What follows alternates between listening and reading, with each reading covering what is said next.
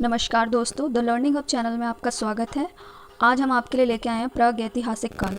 दोस्तों, इससे पहले हमने आपके साथ प्राचीन इतिहास शेयर किया था। अगर आपने नहीं देखा है तो डिस्क्रिप्शन में दिए गए लिंक में जाकर आप देख सकते हैं। दोस्तों, वीडियो स्टार्ट करने से पहले आप सभी से अपील है, कृपया घर से बाहर बिना मास्क के ना निकले। ऐतिहासिक काल। दोस्तों, सबसे पहले तो हमें ये पता होना चाहिए प्रागैतिहासिक काल कहते किसे हैं। तो प्रागैतिहासिक काल इतिहास के उस काल को कहा जाता है जब मानव तो अस्तित्व में थे, लेकिन तब लिखाई का आविष्कार ना होने के कारण उस काल का कोई लिखित वर्णन नहीं मिलता है। इसे कहते हैं प्रागैतिहासिक काल। अध्ययन की सुलभता के आधार पर इतिहास को विभिन्न कालों में बांटा गया है। सबसे पहले आता है पूर्व ऐतिहासिक काल। प्रारंभ से लगभग 3000 ईसा पूर्व तक इसका टाइम पीरियड है। फिर आता है अर्ध ऐतिहासिक काल, लगभग 3000 ईसा पूर्व से 600 ईसा पूर्व तक का जितना भी टाइम पीरियड है। फिर आता है दोस्तों ऐतिहासिक काल, लगभग 600 ईसा पूर्व के पश्चात का जितना भी काल है उसे हिस्टोरिकल पीरियड कहते हैं। सबसे पहले बात करते हैं दोस्तों पूर्व ऐतिहासिक काल या प्रागैतिहासिक काल की। इस काल में मनुष्य ने घटनाओं का कोई लिखित वर्णन नहीं रखा। इस काल के विषय में जो भी जानकारी मिलती है वह पाषाण के उपकरणों, मिट्टी के बर्तनों, खिलौने आदि से प्राप्त होती है। फिर आता है दोस्तों अर्ध ऐतिहासिक काल। इस काल में लेखन कला के प्रचलन के बाद भी उपलब्ध लेख पढ़े नहीं जा सके। उस टाइम पे मानव गुफाओं पे चित्रों के द्वारा लिखता था। फिर आता है दोस्तों ऐतिहासिक काल।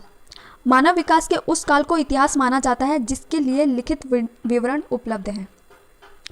दोस्तों, मनुष्य की कहानी आज से लगभग 10 लाख वर्ष पूर्व प्रारंभ होती है, जब धरती पर ज्ञानी मानव होमोसेपियंस का प्रवेश इस धरती पर आज से करीब 30 या 40 हज़ार वर्ष पहले हुआ। दोस्तों, होमोसेपियंस कहते किसे हैं? या आधुनिक मानव का जंतु वैज्ञानिक नाम है। होमो का मतलब जाति होता है और सेपियंस का मतलब वंश होता है। दो शब्दों से मिलकर ये बना हुआ है। फिर आगे बढ़ते हैं। इतिहासकार प्रागैतिहासिक काल को मुख्य 3 युगों में बांटते हैं। पहला है पाषाण युग, जब औजार व हथियार केवल पत्थर के ही बनते थे। फिर आता है दोस्तों कांस्य युग, जब औजार व हथियार कांस्य के बनने लगे। फिर आता है लोह युग, जब औजार व हथियारों में लोह का इस्तेमाल शुरू हो गया। सबसे पहले बात करेंगे मोस्ट इंपॉर्टेंट पाषाण काल की, स्टोन एज। यह काल मनुष्य की सभ्यता का प्रारंभिक काल माना जाता है। इसी काल में दोस्तों मानव ने पत्थर से आग जलाना सीखा था।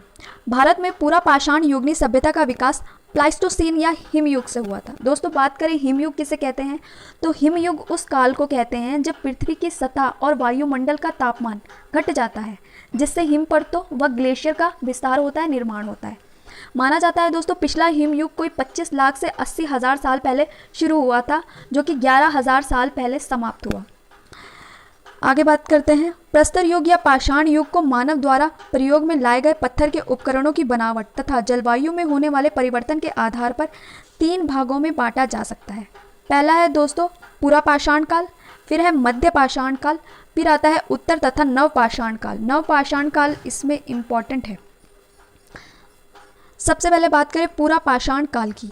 पूरा पाषाण काल में मानव शरीर के अवशेषों का अभाव रहा है। हिमयुग का अधिकांश हिस्सा इसी काल से गुजरा है। इस काल में चापर चापिंग परंपरा के अंतर्गत कोल पत्थरों को तोड़कर हथियार बनाए गए, जिसके अवशेष पंजाब के सोहन नदी घाटी से मिलते हैं। चापर चॉपिंग दोस्तों, चापर बड़े आकार के उपकरणों द्वारा दोहरी धार वाले औजार बनाए जाते थे, उसे कहते हैं। हस्तकुठर परंपरा के हथियार मद्रास से प्राप्त हुए। मद्रास के अतिरिक्त इस काल के औजारों के अवशेष मिर्जापुर की बेलन घाटी, दिदवाना तथा नर्मदा नदी की घाटी से प्राप्त होते हैं। भीम बेताका की गुहाओं में तत्कालीन मनुष्य के आवास के अवशेष मिले हैं। इस युग का मानव आग से अभी अनभिज्ञ था, कच्चा मांस तथा फल फूल खाया करता था।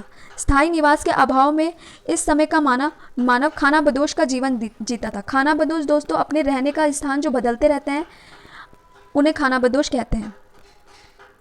कृषि क्रम तथा पशुपालन से विमुख इस समय का मानव पूर्ण अखेटक का जीवन जीता था। अखेटक यानी कि शिकारियों को कहते हैं दोस्तों, जो पत्थरों के हथियार बना के, हड्डियों के औजार बना के शिकार करते थे। फिर आता है दोस्तों मध्य पाषाण काल। मध्य पाषाण काल के लोग शिकार करने, मछली पकड़ने, खाद्य सामग्री को एकत्र करने के साथ साथ पशुपालन भी करने लगे। तो दोस्तों पशुपालन के साक्ष्य सबसे पहले मध्य पाषाण काल में मिले। मध्य प्रदेश के आदमगढ़ तथा राजस्थान के बगौर से पशुपालन के सबसे पुराने साक्ष्य मिलते हैं। इस काल में शिकार में प्रयुक्त होने वाले औजार बहुत छोटे होते थे, जिन्हें माइक्रोथिलिथ लघु पाषाण पाकरण कहा जाता था। छोटे आकार के पत्थरों से निर्मित उपकरण राजस्थान, गुजरात, मालवा, पश्चिम बंगाल, आंध्र प्रदेश तथा मैसूर से प्राप्त हुए हैं। संभवतः पहला मानव अस्थि पंजर मध्य पाषाण काल में ही मिला। ये इंपॉर्टेंट लाइन है। प्रतापगढ़ के सारायाना हर राय तथा महादाहा नामक स्थान से मध्य पाषाण काल के प्रथम मानव अस्थि पंजर मिले। इस काल में मानव थोड़ा बहुत कृषि क्रम तथा बर्तन निर्माण कला से भी परिचित होने लगा था। मध्य पाषाण काल में ही भारत में गुफा चित्रकारी के अवशेष मिले हैं। विंध्याचल के गुफाओं में अनेक अखेट, नृत्य एवं युद्ध से संबंधित प्रागैतिहासिक चित्र मिले हैं। संभवतः इस काल के लोग अंत्येष्टि क्रिया से भी परिचित थे। दोस्तों, मध्य पाषाण काल में ही मानव द्वारा आग का आविष्कार हुआ। फिर आता है दोस्तों उत्तर अथवा नवपाषाण काल। नवपाषाण युग के लोग पॉलिशदार पत्थर के औजारों तथा हथियारों का प्रयोग करते थे। ये इंपॉर्टेंट लाइन है दोस्तों, कभी कभी पूछ लिया जाता है पॉलिशदार पत्थरों और औजारों का हथियारों का प्रयोग कब हुआ, तो नवपाषाण युग में हुआ। इस समय के औजारों में कुल्हाड़ी का महत्वपूर्ण स्थान था। ले मैसूरियर महोदय ने 1860 में टोस नदी की घाटी से प्रथम नवपाषाण उपकरण प्राप्त किए। उत्तर पश्चिम में स्थित कश्मीर में नवपाषाण संस्कृति की कई विशेषताएं देखने को मिलती है, जिसमें से मुख्य है गर्त निवास। नवपाषाण युग के लोग हड्डी द्वारा बनाए हथियारों का प्रयोग करते थे। हड्डी के हथियार पटना के बिहार के चिरौद नामक स्थान से प्राप्त हुए। नवपाषाण युग की मुख्य उपलब्धि थी खाद्य उत्पादन का आविष्कार, पशुओं के प्रयोग की जानकारी, स्थिर ग्रामीण जीवन आदि। कृषि का प्रथम स्पष्ट साक्ष्य नवपाषाण युग में ही सिंध और बलूचिस्तान की सीमा पर कच्ची मैदान में बेलन नदी के तट पर स्थित मेहरगढ़ नामक स्थान से प्राप्त हुआ। यहाँ के लोगों द्वारा गेहूं, जौ और कपास पैदा करने का अनुमान लगाया जा सकता है। तो नवपाषाण काल के लोगों द्वारा गेहूं, जौ और कपास पैदा किया गया।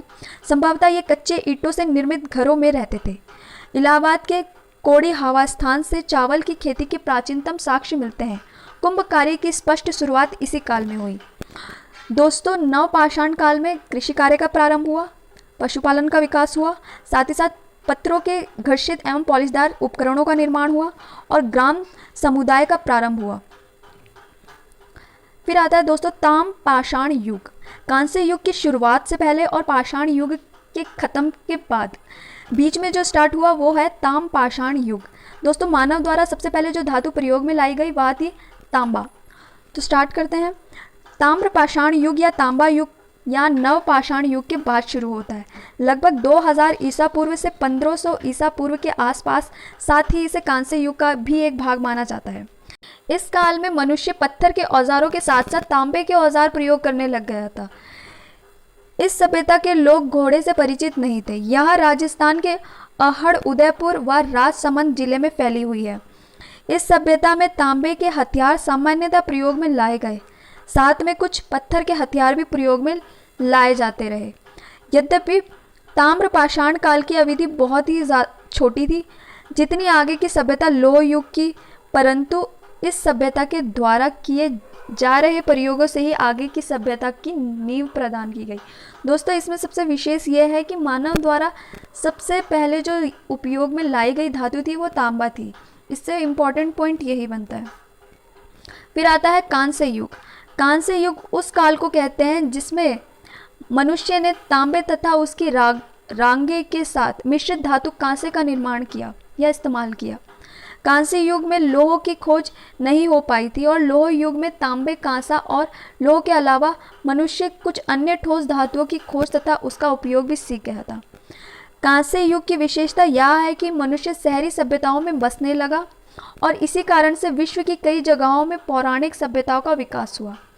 इस युग की एक और ख़ास बात है कि विभिन्न सभ्यताओं में अलग अलग लिपियों का विकास हुआ, जिसकी मदद से आज पुरातत्व शास्त्रियों को उस युग के बारे में महत्वपूर्ण तथ्य मिलता है। यानी कि कांस्य युग तक लिपियों का विकास हो गया था। फिर आता है दोस्तों लोह युग, मोस्ट इम्पॉर्टेंट। लोह युग उस काल को कहते हैं जिसमें मनुष्य ने लोहे का इस्तेमाल किया। लोह युग में मनुष्य ने तांबे, कांसे और लोह के अलावा कुछ अन्य ठोस धातुओं की खोज तथा उनका उपयोग भी सीख गया था। विश्व के भिन्न भागों में लोह प्रयोग का ज्ञान धीरे धीरे फैलने या उत्पन्न होने से यह युग अलग समयों पर शुरू हुआ। अंतोलिया से लेकर भारतीय उपमहाद्वीपों में यह 1300 ईसा पूर्व के आसपास आरंभ हुआ था। हालांकि कुछ स्रोतों के अनुसार इससे भी पहले लोहे के प्रयोग के कुछ चिन्ह मिलते हैं। इस युग की विशेषता यह है कि इसमें मनुष्य ने विभिन्न भाषाओं, वर्णमालाओं का विकास किया, जिसकी मदद से उस काल में साहित्य और इतिहास लिखे जा सके। यानी कि लोह युग तक क्या हो गया था, साहित्य, इतिहास लिखने का सिलसिला शुरू हो गया था। संस्कृत और चीनी भाषाओं का साहित्य इस काल में फला फूला। ऋग्वेद और अस्थायी गाथाएं इसी काल में लिखी गई थी। कृषि, धार्मिक विश्वासों और कला शैलियों में भी इस युग में भारी परिवर्तन हुए। तो लोह युग हिस्टोरिकल पीरियड माना जाता है, मोस्ट इम्पॉर्टेंट है ये भी। दोस्तों अगर आपको आज का हमारा ये टॉपिक अच्छा लगा हो तो लाइक, शेयर, सब्सक्राइब ज़रूर करें। दोस्तों प्रागैतिहासिक काल से रिलेटेड जितने भी महत्वपूर्ण प्रश्न बनते हैं वो हम अपनी अगली सीरीज़ में लेके आएंगे। तब तक के लिए आप हमसे जुड़े रहें। अब जय हिंद, जय भारत।